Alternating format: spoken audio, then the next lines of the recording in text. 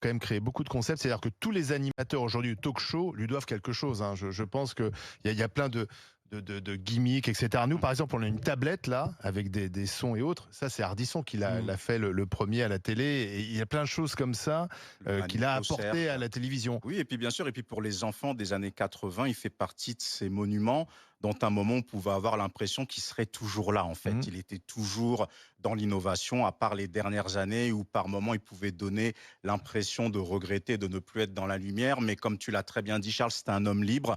Il était corrosif, mais il maîtrisait ce qu'il faisait et c'était un grand professionnel, donc une grosse pensée pour sa famille. Je pense qu'il va manquer à beaucoup de monde. Barbara? Oui, bah, vous savez, dans ces moments-là, on a surtout une pensée pour la famille qui vit un moment difficile. Surtout que, voilà, ils espéraient peut-être que l'issue ne serait pas aussi dramatique pour lui.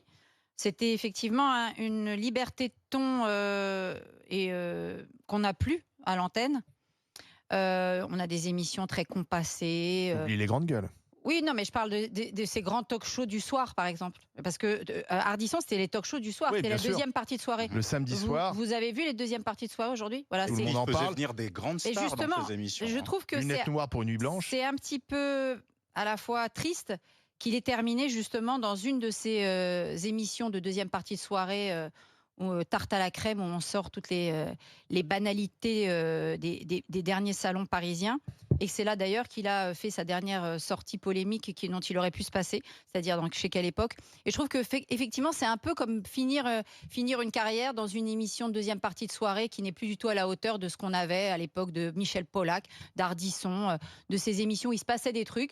Maintenant, il se passe plus rien, ou alors il se passe des petites polémiques minables, comme ça s'est passé lors de son passage il était chez Salamé. intelligent. C'était quelqu'un aussi. Oui. C'est une génération. Oui, mais ça comme vous il montre le dit l'époque où lui-même, on est. c'est une génération qui n'avait pas forcément eu idée de faire la télé. D'ailleurs, il a eu une première vie de publicitaire. Avec BD. Oui, il est arrivé à la télé très tard. Il voulait écrire aussi. C'est quelqu'un qui Il a avait. écrit des livres Oui, c'est d'histoire quelqu'un et qui avait tout. de la culture historique, littéraire, et donc il est arrivé avec la télé avec tout ce bagage. Et il a su aussi Ça. apporter Mais il ça. faisait-